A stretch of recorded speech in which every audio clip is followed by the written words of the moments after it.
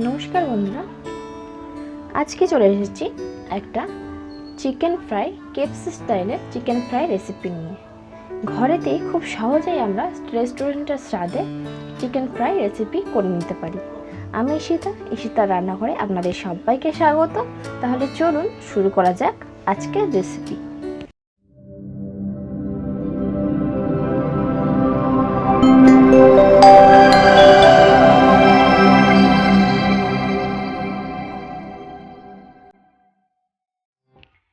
এখানে আমি একটা গোটা চিকেন নিয়ে নিয়েছি। চিকেনটা আমি এখানে লাগবে আমার কিন্তু স্কিন সহ এই চিকেন ফ্রাই রেসিপিটা আমাদের করতে হলে স্কিন সহ নিতে হবে।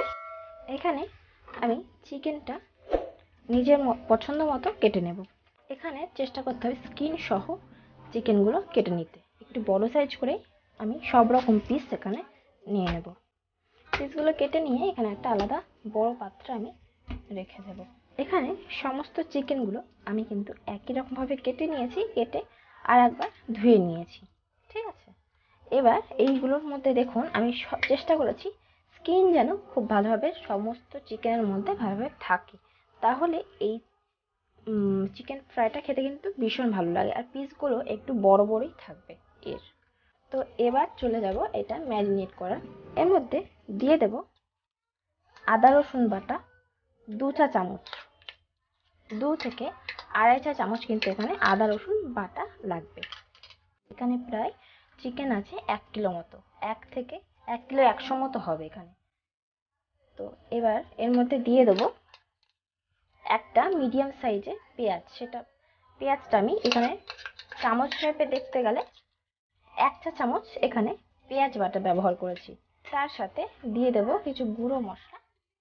এখানে আমি কাশ্মীরি লাল লঙ্কার গুঁড়ো আর যেটা ঝালের জন্য যে লঙ্কাটা, সেটা আমি হাফ চা চামচ করে দুটো লঙ্কা গুঁড়ো এখানে মিক্সড করে রেখেছি, সেই মশলাটা এখানে দিয়ে দিলাম।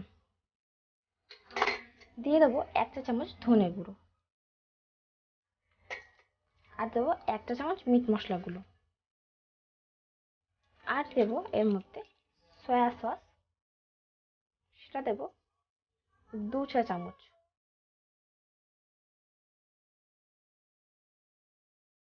দেবো 1 চা চামচ ভিনিগারের বদলে আপনারা এখানে লেবুর রসও ব্যবহার করতে পারেন। তার সাথে দিয়ে দিলাম এখানে গোলমরিচের গুঁড়ো 1 চা চামচ। আর দেবো এখানে স্বাদ মতো লবণ।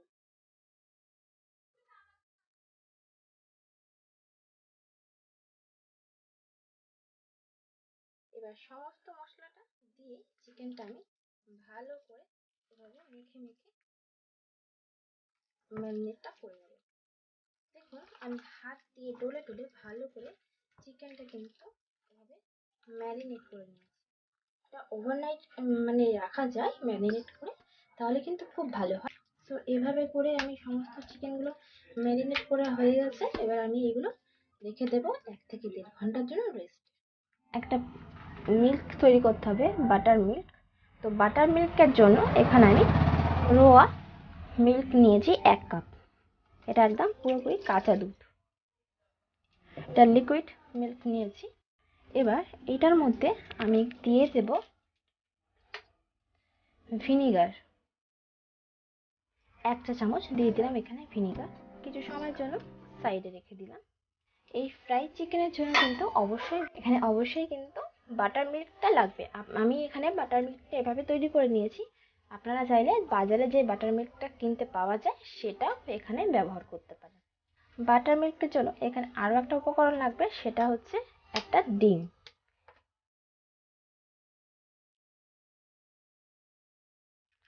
ডিমটা এখানে ফাটিয়ে নিয়েছি একটা হ্যান্ড উইক্সের সাহায্যে। ডিমটা ভালো করে মেল্ট করে নেব। ডিমটা খুব ভালো করে এখানে ফাটিয়ে নিয়েছি। এবার এই দুধের মধ্যে দিয়ে দেবো ডিমটা যেটা আমি ফাটিয়ে রেখেছিলাম, এই ফাটিয়ে রাখা ডিমটা দিয়ে দেবো।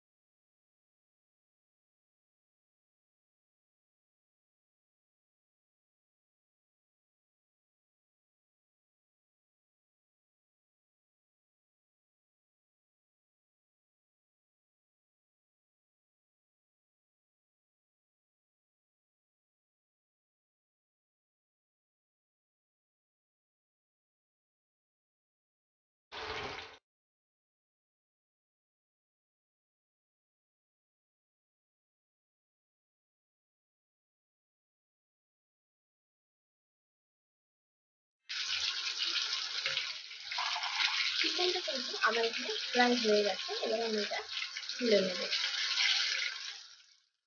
ভালো করে তেলটা ঝরিয়ে এখানে আমি তুলে নেব।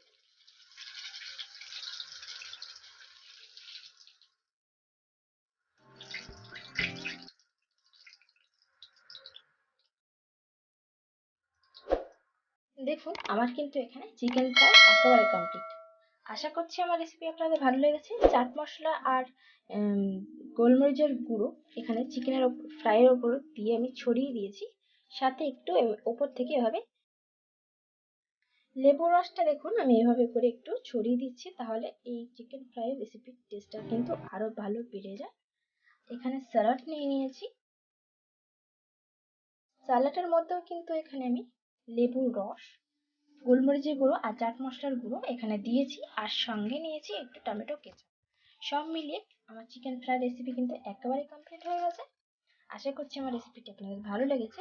ভালো লাগলে অবশ্যই আমার চ্যানেলটা, নতুন বন্ধু হলে অবশ্যই আমার চ্যানেলটা সাবস্ক্রাইব করে নেবেন, পাশে থাকা বেল আইকনটা প্রেস করে দেবেন যাতে নতুন কোনো রেসিপি আসলে আগে আপনার কাছে পৌঁছে যায়, আর কমেন্টে জানাবেন আমার রেসিপি আপনার কেমন লাগলো। তাহলে দেখলেন তো আজকের রেসিপিটা কিন্তু খুব সুন্দরভাবে হয়ে গেছে। আশা করি আপনাদের ভালো লেগেছে। ভালো লাগলে অবশ্যই আমার চ্যানেলটা সাবস্ক্রাইব করে দেবেন আর একটা লাইক করে দেবেন, আর কমেন্টে জানাবেন আমার ভিডিও আপনাদের কেমন লেগেছে। আর আমার ভিডিওগুলো বেশি বেশি করে শেয়ার করবেন, যাতে আমি আমার ভিডিও নিয়ে সবার কাছে পৌঁছে যেতে পারি, তাহলে আমারও ভালো লাগবে, আপনাদেরও আশা করি ভালো লেগেছে। সবাই ভালো থাকবেন, চলে আসবো আবার কোনো ভিডিও নিয়ে, ততক্ষণের জন্য সবাই ভালো থাকবেন।